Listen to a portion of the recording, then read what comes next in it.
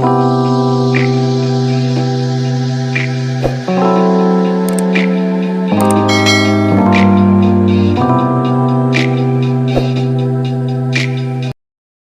dear Sagittarius. I am Jamie Dawn, your evolutionary revolutionary astrologer, bringing you your October 2021 horoscope.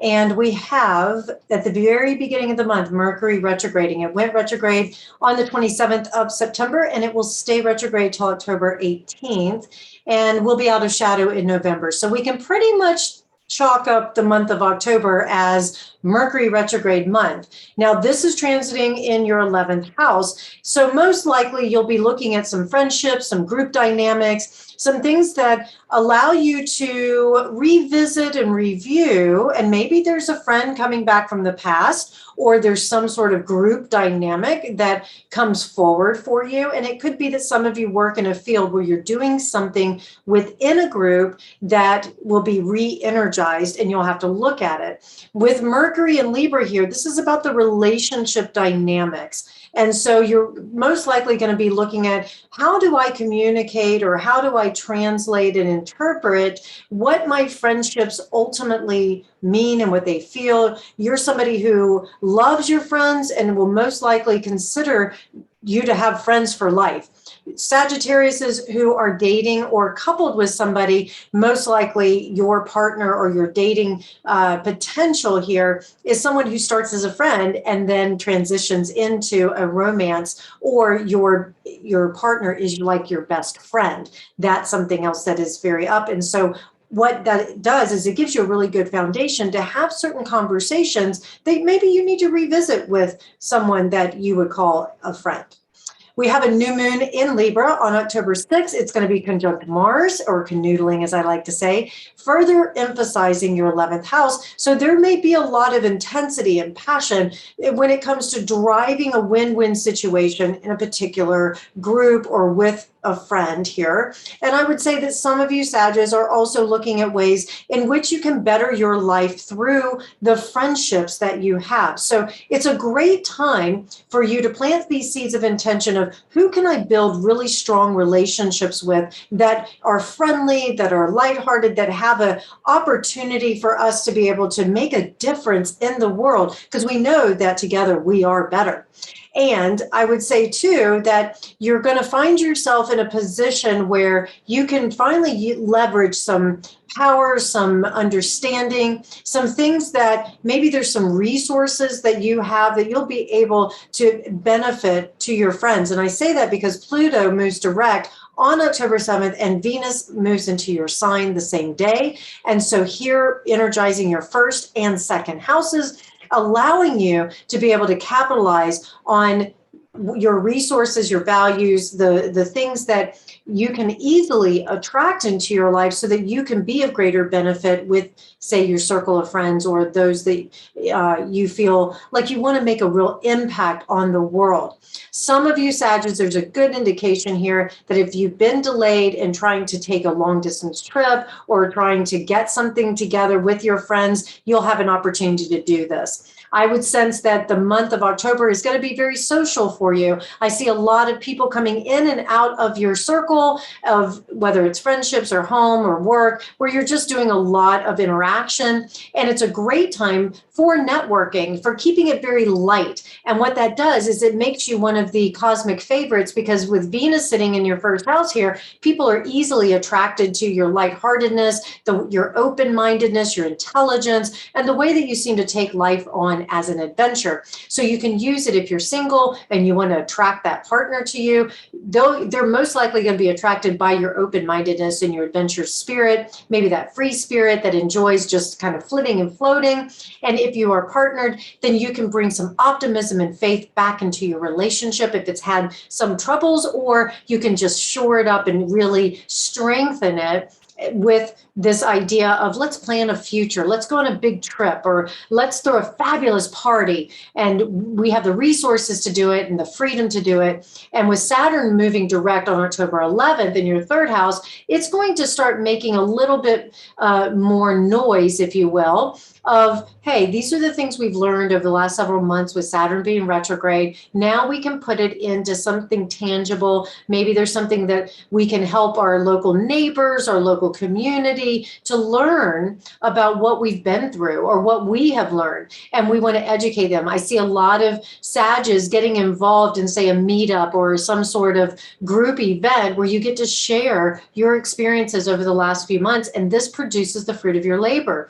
I would also say that you may have some friends coming out of the woodwork now to support you as you continue to share what it is that you've learned or how you show up in the world, what you need to become the best version of yourself. And I would say that this is also the first part of October should offer quite a bit of resolution for some of you Sages in a particular area. Now, Mercury stations direct, as I mentioned earlier, on October 18th. And during this day, Jupiter also stations direct, because it's been retrograde, and makes a trine to Mars.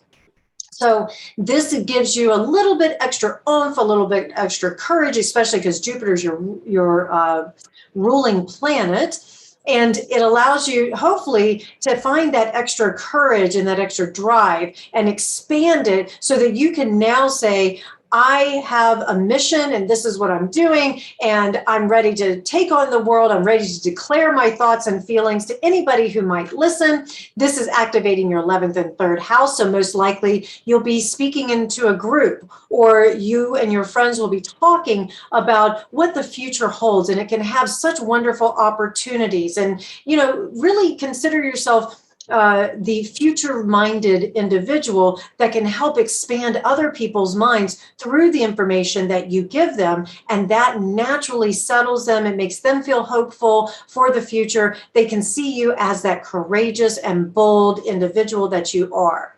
Now, there's a full moon in Aries, a fellow fire sign, so it's going to make a natural trine to your sun, moon, or rising sign in Sagittarius. That happens on October 20th, and that activates more of your 11th and now 5th house, Aries being in your 5th house. And so what this does, it makes a trine to your rising sun or moon, as I mentioned, giving you further ability to be able to find some pleasure, to let go of this feeling that maybe you've been stuck in something. Maybe there's been some relationship dynamics that just have weighted you down, especially when it comes to friendships. Maybe you've been looking at who really are my friends and how can I be myself with them and how can I have fun? I'm ready just to find some pleasure in that. And so it's possible you could let go of a particular friendship or leave a particular group, but it's more so to join a new group of friends or a new group of like-minded individuals that give you greater pleasure, that let you express yourself as an independent person, but maybe on a collective field. So you're pushing